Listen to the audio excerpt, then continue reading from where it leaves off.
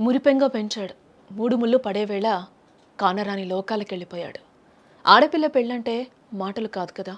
ఒక తండ్రి తన జీవితకాలం దాచుకున్న సంపద, తన రెక్కల కష్టమంతా దారిపోసి చేసే అతిపెద్ద యజ్ఞం అది. నా కూతురు సుఖంగా ఉండాలి, ఏ లోటు రాకూడదు అని పగలు రేయి కష్టపడి నలుగురిలో తలెత్తుకునేలా మంచి సంబంధం వెతికి ఎన్నో ఆశలతో పెళ్లికి సిద్ధమయ్యాడా తండ్రి. తెల్లారితే భాజా భజంత్రిలు మోగాల్సిన ఆ ఇంట్లో మృత్యు మౌనంగా అడుగుపెట్టింది. అల్లారు ముద్దుగా పెంచుకున్న కూతురిని పెళ్లిపీటల మీద చూసి మురిసిపోవాల్సిన ఆ తండ్రి ఆ అదృష్టానికి నోచుకోకుండానే అనంత వాయువుల్లో కలిసిపోయాడు. అప్పులు చేసి కష్టపడి కూతురు పెళ్లి ఘనంగా చేయాలనుకున్న ఆ తండ్రి ఆశలు రోడ్డు ప్రమాద రూపంలో ఆవిరైపోయాయి. ఆదివారం తెల్లారితే కుమార్తె మెడలో మూడు ముళ్ళు పడాల్సి ఉండగా శనివారం ఆ తండ్రి ప్రాణం పోవడంతో ఆ పెళ్లింట పుట్టెడు దుఃఖం మిగిలింది. కన్యాదానం చేయాల్సిన చేతులు కదల్లేని స్థితిలో ఉండడం చూసి గ్రామమంతా కన్నీరు మున్నీరైపోతోంది. వికారాబాద్ జిల్లా యాలాల్ మండలం సంగంకుర్దు గ్రామంలో ఈ కన్నీరు పెట్టించే ఘటన చోటు చేసుకుంది. గ్రామానికి చెందిన అనంతప్ప తన కూతురి వివాహం నిశ్చయించి పెళ్లికి అన్ని ఏర్పాట్లు చేశారు.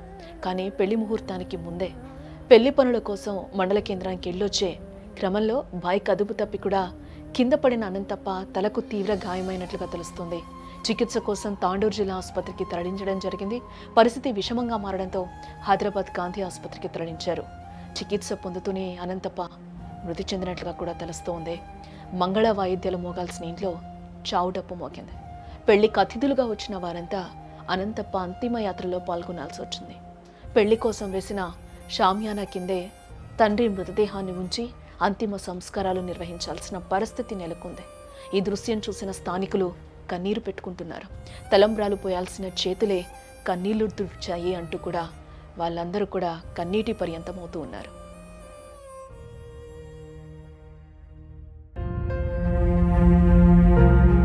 పదిహేనేళ్ల క్రితం శాకమ్మ చనిపోవడంతో లక్ష్మిని రెండో పెళ్లి చేసుకోగా ఆమెకు ఓ కొడుకున్నట్లుగా కూడా తెలుస్తోంది. ఇదిలా ఉండగా మొదటి భార్య కూతురు అవంతిని సొంతూరుకే చెందిన భరత్కి ఇచ్చి పెళ్లి చేసేందుకు నిశ్చయించాడు.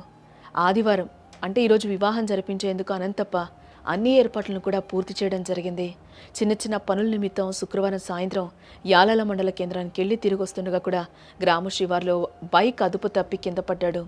తలకు తీవ్ర గాయం కావడంతో అపస్మారక స్థితిలోకి వెళ్లిన అతన్ని తాండూరు జిల్లా ఆసుపత్రికి అక్కడి నుంచి మెరుగైన చికిత్స కోసం కూడా తరలించారు. చికిత్స పొందుతూనే శనివారం తెల్లవారుజామున తుది శ్వాస విడిచారు.